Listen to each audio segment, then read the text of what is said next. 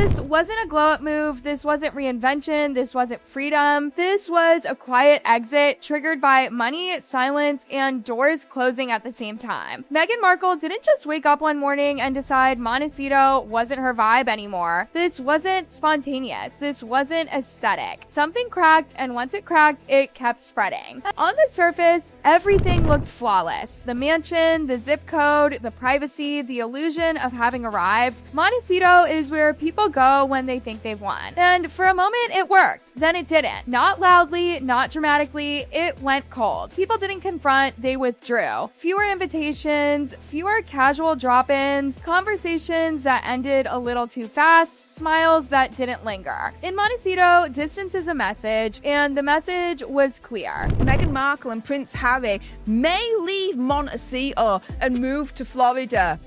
Well, they're saying it's all to do with the Beckhams, but could it also be because Netflix has dropped her? He is frightened. I mean, he can be very angry with her, but then there are times when she really lets go, that he is scared and she can scream. Harry, y'all owe me a serious chunk of change, that loan for your Montecito mansion. If it ain't paid back in 30 days, I'll have no choice but to take this to court. Did Meghan Markle put out a fake photo? Now, as you're going to see here on this, I guess what is supposed to be promotional content or something. Who made this, Meghan? All your teams are gone. Did you do this yourself? Oh, you've been doing it yourself the whole time? She is an absolute user of the media. She uses every conceivable way to try and play the victim and score. That's it. If Meghan wants to send us stuff, it's going straight in the bin. He has just rejected the fellow actress in the most mean manner after moving to Montecito. This is a headline that Meghan Markle doesn't want to see. It's not like she's on the bed rest. She's been walking the lower village since the pregnancy, and a mother has the first child wandering around. Harry and Meghan's statement about their near catastrophic car chase with paparazzi through the streets of Manhattan was disturbing. Their account of a relentless pursuit at the hands of aggressive hordes of photographers was intentionally. Meghan Markle's cheering on the Invictus Games athletes from home. A source told Page Six that Meghan left Vancouver a few days before the end of the games to be with her and Prince Harry's two children, Archie and Lilibet. And Meghan actually is very, very rude and bad. And I'm very pleased that people say, look, you do what you like, but actually for the royal family, and I don't want to hear the dreadful things. This wasn't Hollywood. Montecito doesn't care about podcasts or Netflix credits. It's old money, quiet money, predictable routines. The kind of place where attention is the enemy. And Meghan brought attention like oxygen. Always explaining, always correcting, always relaunching the narrative. That level of noise makes people uneasy when it's happening next door. By mid-2025, the vibe had shifted. Not rude, just distant. And distance there is never accidental. It's protection. Because once people sense turbulence, they step away before it splashes on them. Meghan Markle Hollywood questions, but you're my new expert. I hope you're okay with accepting this position. I've taken it on like a badge of honor. That's when staying becomes awkward. You feel it at dinners, in conversations that end early, in the way your name stops being mentioned. And when comfort turns into discomfort, you start looking for exits, even if you tell yourself it's your choice. That's where this story really begins. Because Montecito didn't turn first. Hollywood did. And that part hit harder. Hollywood didn't attack, Hollywood didn't cancel, Hollywood went quiet. And silence is lethal. On paper, everything looked perfect, big deals, massive headlines, interviews everywhere. The post-royal transition looked nailed. But behind the scenes, momentum slowed, meetings took longer, projects dragged, decisions stalled. That's always the first sign. Spotify ended without celebration, no second wave, no expansion. No, we loved working together. It just ended. Meghan Markle going to be the next queen of Palm Beach. That apparently Prince Harry and Megxie are considering buying a home in Florida, and it's all because of the Beckhams. And so let's go into this story, find out how the Beckhams enter this narrative, and then shortly after, I'm then going to explain to you the Montecito. of it all. Okay, guys? In Hollywood, that's a message. Netflix followed. Yes, the first project got attention, but attention without momentum is nothing. There was no rush to announce what came next, no leaks, no buzz, just quiet. And here's how it really works. When studios believe in you, they push. When they don't, they let you fade. By late 2025, Meghan's name wasn't coming up at all. Not as drama, not as risk, just not coming up. Agents shifted focus. PR teams chased easier wins. Executives stopped asking what's next and started asking who else. Meghan's natural allies, especially those in the MSM, are realizing this is a bust and trying to get her to understand that there has to be a second act.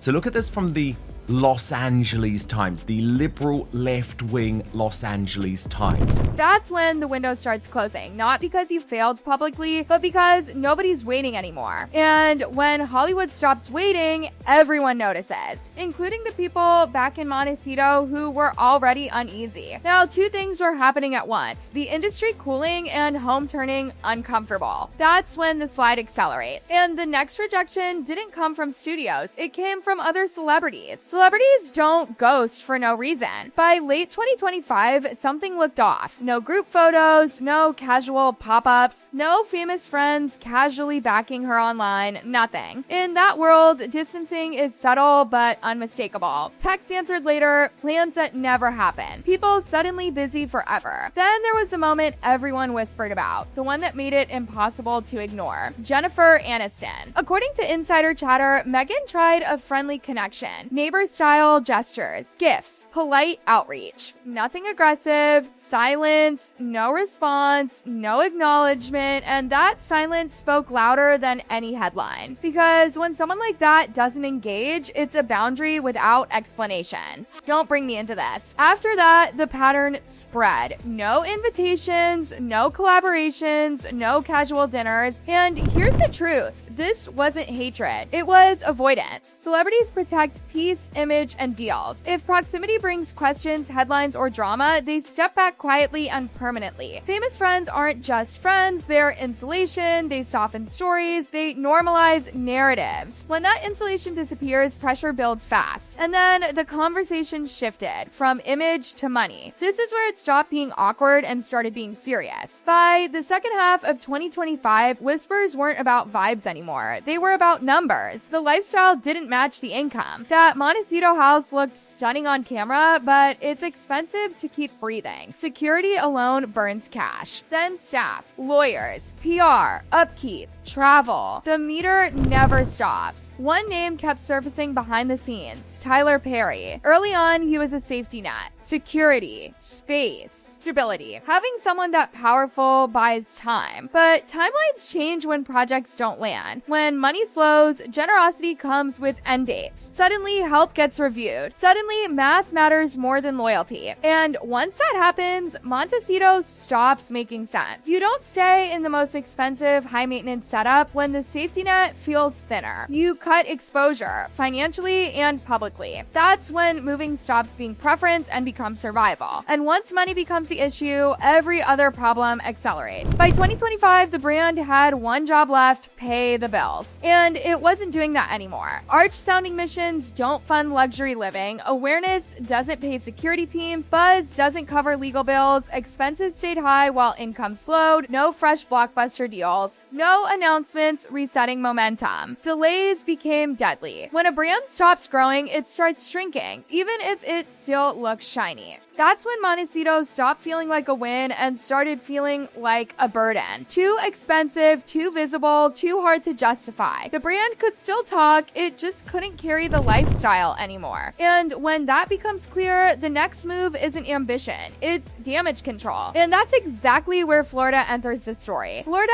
didn't enter the picture as a bold new chapter. It didn't arrive with announcements, partnerships, or glossy press. It arrived because staying stopped working. People don't leave Montecito for Florida when they're winning. They leave when the equation changes, when the pressure doesn't let up and the math stops making sense. This wasn't about weather, it wasn't about fresh energy, it was about escape. California is where status is built. Florida is where distance is created. Distance from studios that stopped calling. Distance from neighbors who stopped engaging. Distance from reporters who stopped treating every move gently. And that difference matters. If this move were strength, it would have come with momentum. Instead, it came with rumors, jokes, and one repeating question: why Florida? That's not curiosity, that's doubt. Florida lowers the heat, lower taxes, less industry obsession, fewer expectations. And that last part is the key. Expectations were crushing. In Montecito, every quiet month looked like decline. Every delay turned into speculation. Every missing announcement felt louder. Florida offered something else: space to breathe without being measured daily against a fading narrative. But here's the part nobody wants to admit. Florida doesn't protect reputations. There's no elite bubble smoothing edges, no social shield absorbing impact. If something looks shaky, it gets noticed. If something feels desperate, people say it out loud. Florida doesn't reset brands, it tests them. And once you leave the last place that gave you cover, everything hits harder. Every quiet month, every delayed idea,